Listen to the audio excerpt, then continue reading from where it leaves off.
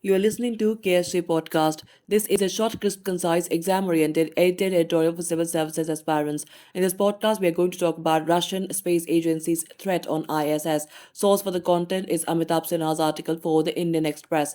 A widely circulated comment by the chief of Russian Space Agency, Dmitry Rogozin, has ignited fears that the tension following Russia's invasion of Ukraine could have consequences for the International Space Station, that is ISS, a permanent laboratory in space where the United States, Russia, and some other countries work as partners.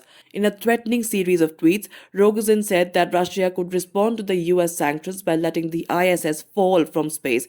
He said the ISS, a 420-ton spacecraft, the largest man-made structure in space, could drop over US or Europe or over India and China. Its orbital flight path usually does not take it over most of the Russian territory. Now, we talk about the ISS first. The International Space Station is the only operational space laboratory as of now, orbiting the Earth in a trajectory that is about 400 kilometers above the land surface.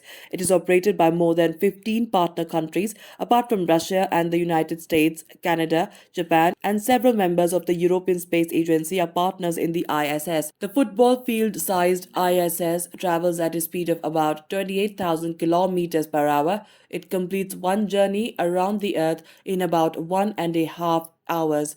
In one day, therefore, it makes about 16 trips around the world. The ISS has been manned continuously since the start of operations in 1998. At any given time, there is a crew of 6 astronauts on board. Right now, 7 astronauts, 4 from the United States, 2 from Russia, prefers to call them cosmonauts, and 1 from Germany are at ISS. According to NASA, 240 individuals from 19 countries have so far been to the ISS.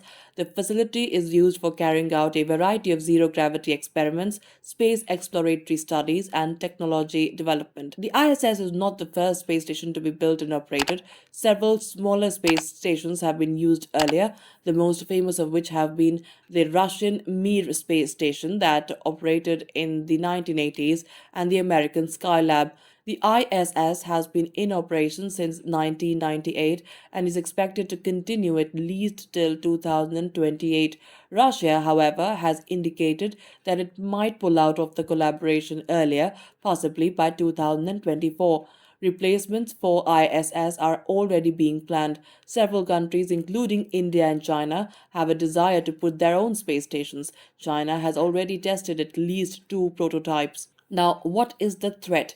The threat from chief of Russian space agency emanates from the fact that Russia provides the propulsion system of the ISS, which keeps it in the predefined orbit. The ISS has 2 broad segments, one each managed by the United States and Russia. While the US manages power and the systems that make the spacecraft habitable, Russia is responsible for keeping it in orbit.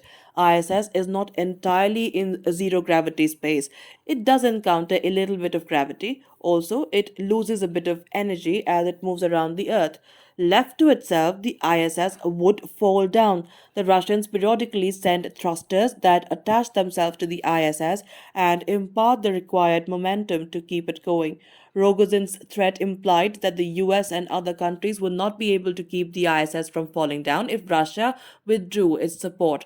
Incidentally, Elon Musk, the billionaire owner of SpaceX, the largest private space enterprise which has been carrying both astronauts as well as cargo to the ISS, responded by saying that his company would step in and provide the propulsion to the facility in case the Russians abandoned it. Now, talking about the US Russia Space Cooperation, the ISS is the most visible part of a wide ranging space collaboration between US and Russia. The ISS partnership has so far remained immune from geopolitical tensions that regularly prevail between the two countries. For example, the previous crisis in Ukraine, when Russia had annexed Crimea in 2014, did not have any impact on the ISS collaboration. This time, too, Rogozin's threat is not being seen as something that Russia was seriously contemplating to do, and NASA played it down. but the present conflict does have the potential to affect space cooperation in other ways. Already, there are reports that Russia might decide to keep the United States out from a planned mission to Venus, which the two countries were working to send together. The Venera-D mission to Venus is planned for 2029, and till now, it was supposed to be a joint US Russia mission. That's it for this podcast. Thank you so much for listening. To join KSG in the courses and to crack the IELTS exam, visit ksgnet.com. You can also get a PDF of this podcast at ksgnet.com.